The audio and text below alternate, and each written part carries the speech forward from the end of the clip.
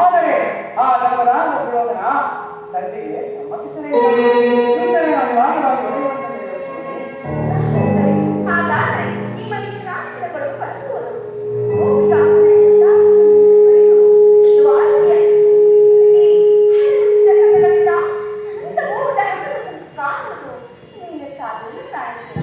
ರುಕ್ಮಿಣಿ, ಲೋಕ ಸೇವೆ ಅನೇಕ ಹೊತ್ತಾಗಲೇ ನನ್ನ ವಿಶ್ರಾಂತಿ ದಿನಗಳು ಮನೆಗೊಂಡಿವೆ. ಆದರೆ ಅದಕ್ಕಾಗಿ ನಾನು ಚಿಂತಿಸುತ್ತಿಲ್ಲ ಪ್ರೇಯಸಿ.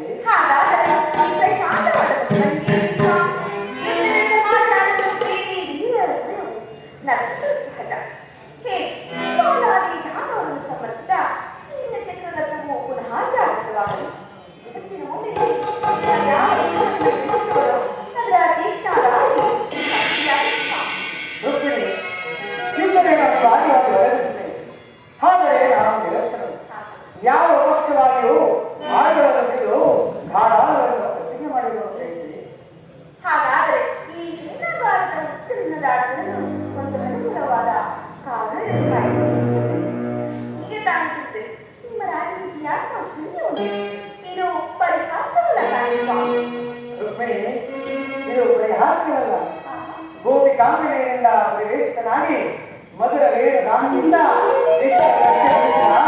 ಲಲಿತ ಕೃಷ್ಣನ ಅಮರರೂಪವನ್ನು ನೋಡಿರುವರು.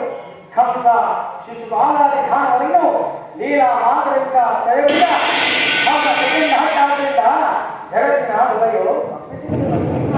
ಆದರೆ ಈ ಸಾರಿ ಯುದ್ಧವು ಪ್ರಾರಂಭವಾದಾಗ ವಿಭಿನ್ನವಾದ ಬೇರೊಬ್ಬ ಕೃಷ್ಣನನ್ನು ನೋಡಬಹುದು. ಆದರೆ ನಾನು ಚಂದ್ರನ ಆಧಾರದಂತೆ ಧರ್ಮವನ್ನು ಅಲ್ಲಿಂದ ಇಲ್ಲಿಗೆ ನಡೆಸುವನು, ಇಲ್ಲಿಂದ ಅಲ್ಲಿಗೆ ನಡೆಸುವನು. ಶಸ್ತ್ರಾಸ್ತ್ರಗಳ ಸಂಗ್ರಹವೇ ಹೌದನ ಪರಮಾತ್ಮನು ನೆನದಿಂದ ತಿಳಿಯುವರು. ಆ ಜ್ಞಾನವನ್ನು ಹರಿಸುವೆನು. ಮಾನವನ ಆತ್ಮಶಕ್ತಿಯು ಶತಕೋಟಿ ಶಸ್ತ್ರಾಸ್ತ್ರಗಳಂತೆ ಪರಾಭವಿಸಿ ವಿಜಯದ ಪೀಠವನ್ನು ಮೇಲಬಂದದನ್ನು ಜನರಿಂದ ನೋಡುವುದು. ಸತ್ಯರಾಜರ ಪ್ರಕಾಶದಿಂದ ಜಗತ್ತನ್ನು ಬೆಳಗಿಸುವೆನು.